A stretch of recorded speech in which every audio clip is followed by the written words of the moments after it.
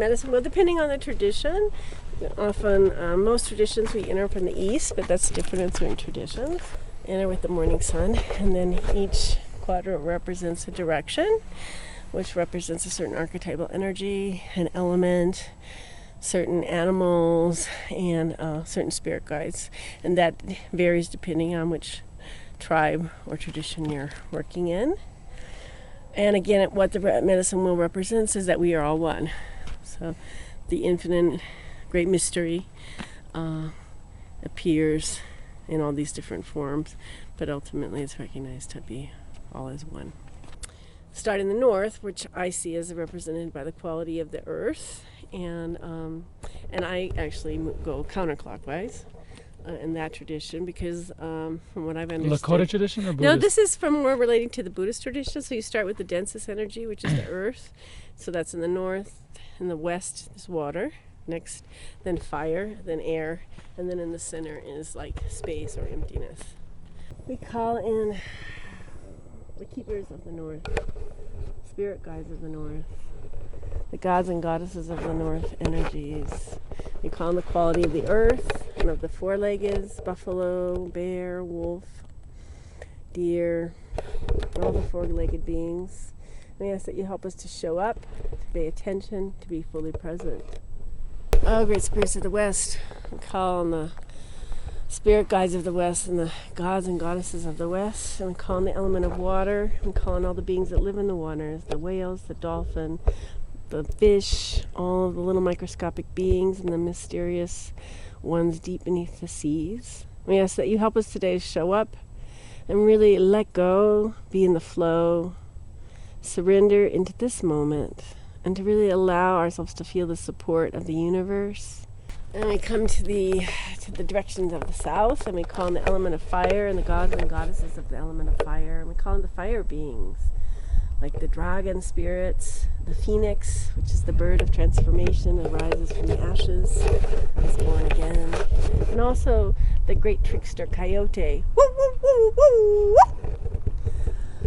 We ask that you help us today open our heart to feel our passion and our compassion, to feel our creative fires, to be curious and open as a child, and to be playful, and to really allow ourselves to enjoy when we step into the fire, and not to be afraid of being in the heat of our creative energies. So we call to the spirits of the east, the element of air, and the gods and goddesses of the element of air. We call on the winged ones, the eagle, the hawk, the raven, hummingbird, owl, all the winged ones. We ask that you help us today to rise above our limiting thoughts and beliefs, to let go and be able to fly and sail freely on the winds of transformation. So the center is that place within ourselves where we're connected to the light and the life and the weaving of the web of transformation, the weaving of the web of the one, where emptiness and form come together and create that sense of the web of life. It's also that place of emptiness or space where all separation melts away and we recognize that we are one with all that is, that we are a great mystery, that we are the Buddha nature, the Christ consciousness, that we are the one that contains everything and is the source beyond all form, that is the infinite internal isness. Aho. Aho. Thank you, Mama.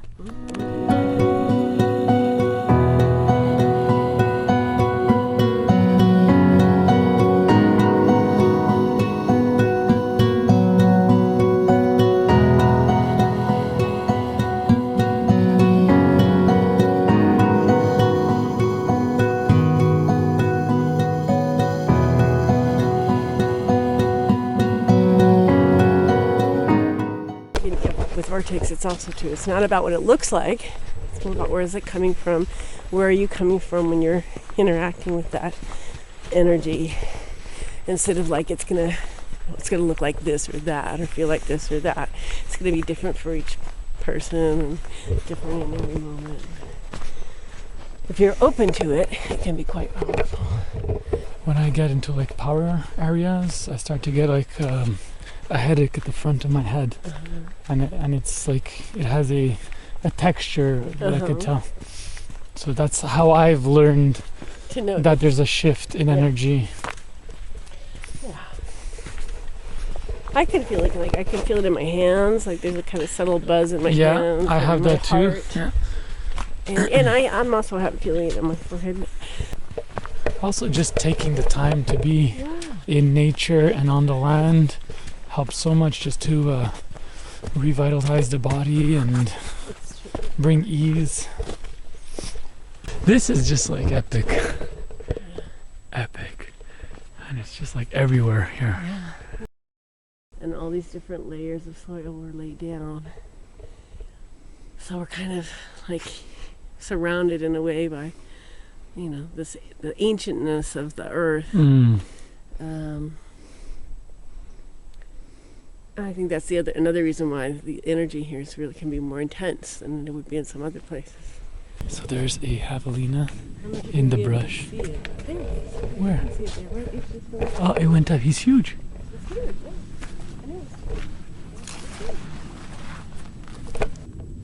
Yeah, I knew it had to be bigger than a squirrel.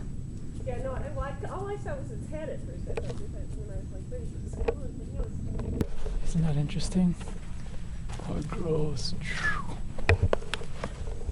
Spiraling upwards. Crystal is saying that this is an example of how the energy flows, because as the energy flows in this area as a vortex, the tree grows and twists with it. It's really, really, really something.